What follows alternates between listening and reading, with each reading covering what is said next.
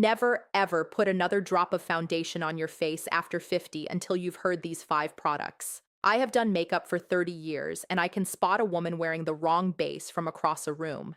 It's the chalky look under the eyes, the orange line at the jaw, the foundation gathering in the smile lines by 2 in the afternoon while she keeps powdering it, which is the worst thing she could possibly do. That is not aging. That is a bad formula on good skin. 5 products fix it. Number 5 is the one no beauty counter will ever mention because it makes half their shelf redundant, and it is the closest thing I have found to looking 20 years younger without a needle. We start with number 1. Stay with me to the end. I am going in order on purpose because these 5 work together. The first 4 decide how the 5th one behaves on your face, and the 5th one is why I stopped recommending most of what sits under the glass at a department store counter.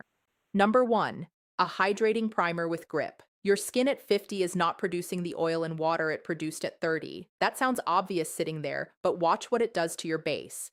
Foundation needs something to hold on to. On dry, thirsty skin, it finds the driest patches first, the sides of the nose, the corners of the mouth, that little area between the brows, and it clings there in a stripe while sliding off everywhere else. That patchy, uneven look you see in the bathroom mirror at lunchtime started before you ever opened the foundation bottle. Now, the primers on most shelves are silicone blurring primers. They feel like velvet on the back of your hand, they photograph beautifully in the shop, and they are essentially a slip layer. You have just put your foundation on a slide. What you want is a hydrating primer with a slightly tacky finish. It should feel like your fingertips catch a little when you touch your cheek. Press it in with your palms, do not rub it around like moisturizer, and then wait a full 60 seconds before anything else goes on.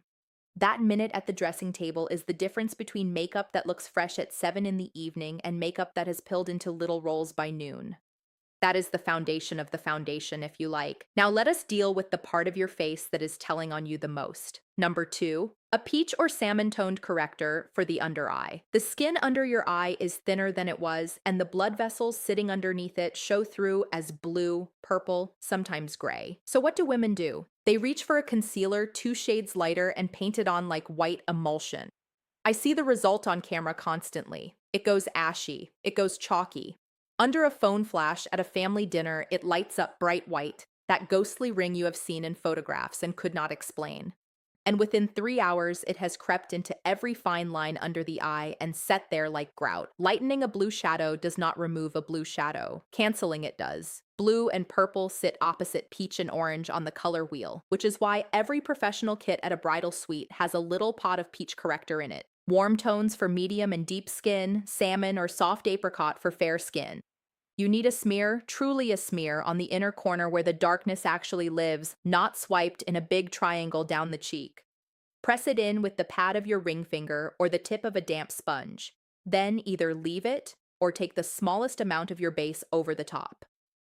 That area is not for coverage, it is for neutralizing, and the lighter your hand, the younger it reads. Now the next one is where mature faces come back to life, and it costs almost nothing.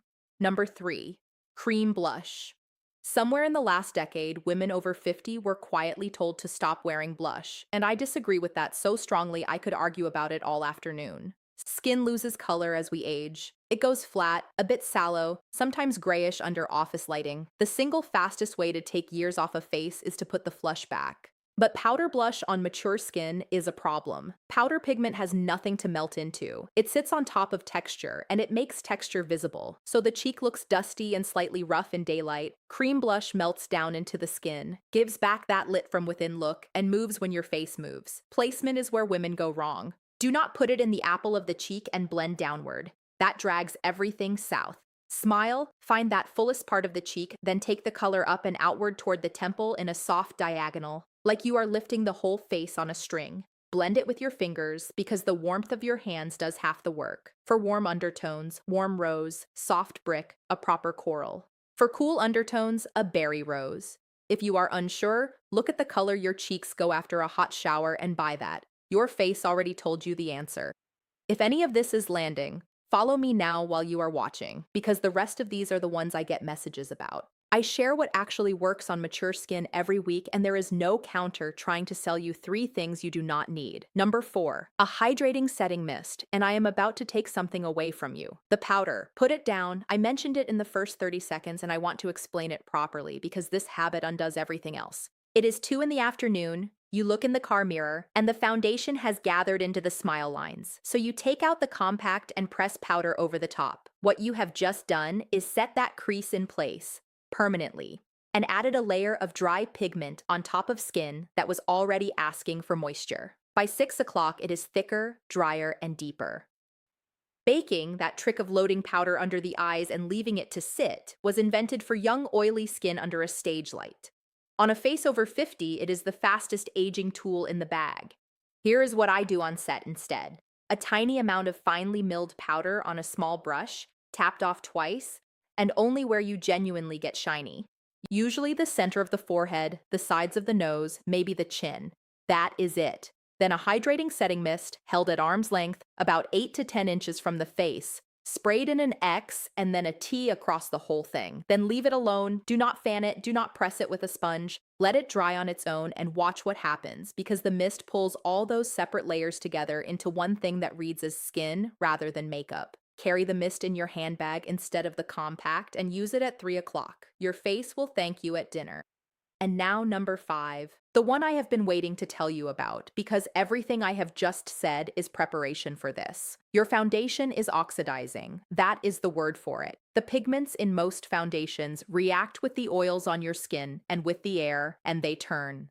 Not always, but often and always at the worst moment. You match the shade under the bright white lights of a shop, walked out looking correct, and by the afternoon there is a warm orange cast across your cheeks and a visible line where your jaw meets your neck.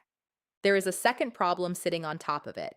Traditional foundation is pigment suspended in a base that was designed to sit on the surface. On young, smooth skin, the surface is flat, so it looks fine.